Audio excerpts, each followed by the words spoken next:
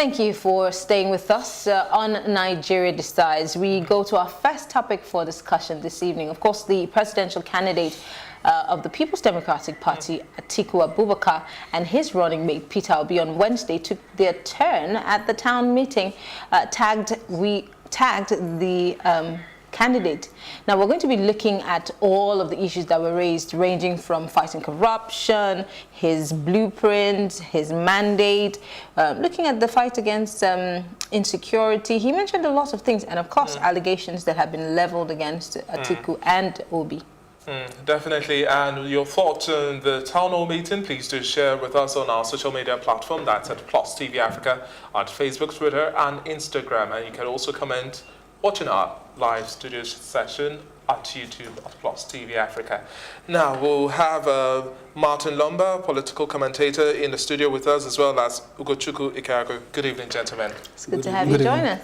Now, you watched the candidates, and it was the turn of Atiku and Obi to present or make their delivery.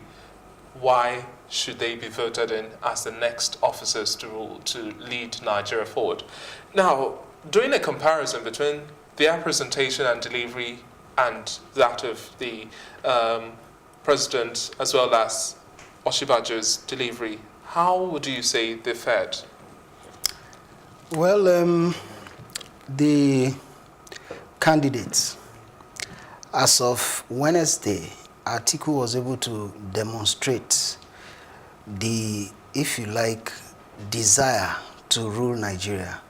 There was that passion in his delivery, which we didn't see with the incumbent president. So to that extent, it is clear that one is eager, the other seems self-assured. I wouldn't know why. Then for the vice presidential candidates, apparently Obi also gave a very good account of himself. Relatively, Oshibajo also tried. But all in all, I want to believe that the People's Democratic Party candidates did better, in my view. Presentation and delivery, what's also your thought on how they expressed themselves at that? Well, saying that they did good is an understatement.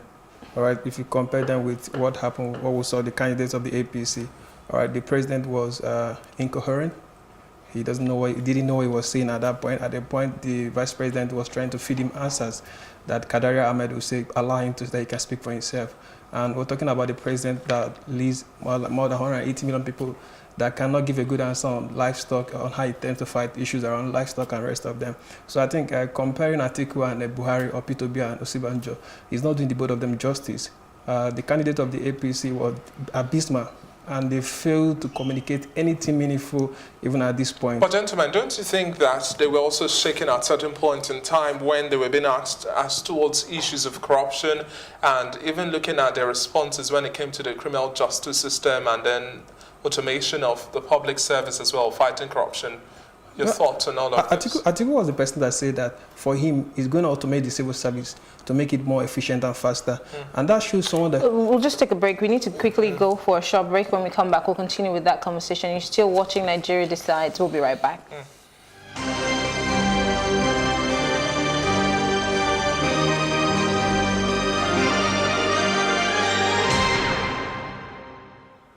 Thank you for staying with us. This is Nigeria Decides, and on this program we get to talk about issues that affect us as a country as we gear up for the polls come February and March 2019.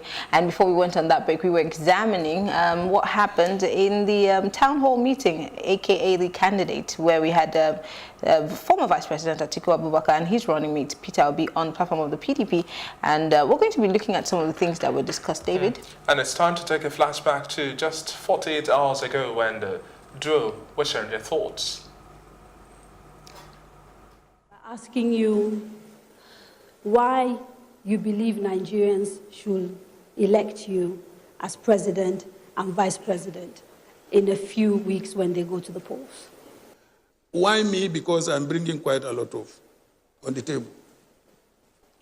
I would like to claim that amongst us, as far as experience is concerned, I'm the most experienced. Secondly, I'm also bringing my business experience, which I acquired over a long period, almost 2 decades after leaving public service. And of course, thirdly, I believe that I am a candidate for the future because I try to bridge the current generation with the future generation.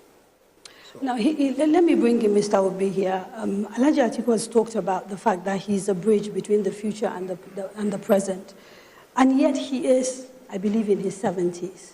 There was a time when you were very critical of candidates in their 70s. In fact, in a conversation I had with you, in an interview I did with you, you bemoaned the fact that Nigeria was having older candidates. And yet here you are contesting for office with a man of a certain age. Why is that? Well, Claire, let me go back and a bit and support the position of the candidates. Why him and why I should be there to support them. Today we have record insecurity that this country has not witnessed. We have record unemployment. We have 21 Nigerian youths unemployed in their productive age. Today we have a record out-of-school children, 13.5 million. We have, if you look at all indices of development, it's gotten worse. Our HDI now is 157, which is one of the lowest. And inequality, we are 157 over 157. Stress, we are 148 out of 150. In fact, you can go on and on. In security, we are now number 3 after Afghanistan and Iraq. And it's predicted we will be worse than them. So when you look at all this record, you need somebody with experience. Somebody that can, one, we're so divided today, that can unify the country. And we will get and for me, you're talking about issue of age. So I'm looking at the experience. If you look at the cumulative experience of Alhaji Atiku, you know why at this time we need somebody who has this experience and a unifier that can bring the country together. And I will be there to support him considering the age difference. In your manifesto, you have a plan for tackling corruption, which you've agreed is a problem in this country. What is it? I'd like to hear what you plan to do.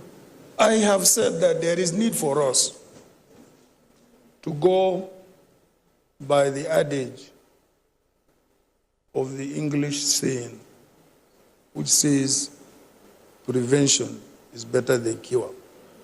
We can have both going side by side. Punitive measures, preventive measures.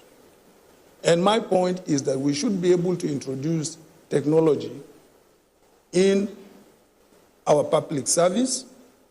We should be able to introduce technology even in the private sector, so that relationship between members of the public and government is not personal. I gave an example of the United Arab Emirates, whose citizens are not as educated as Nigeria. And yet, by introducing technology in their public service, they have virtually eliminated corruption. Since you want to apply, and you get approval. Okay, so basically you want to... So I really want... automate everything. Yes, right. to automate, the public service and make sure that contact to contact, which brings about the tendency, for corruption.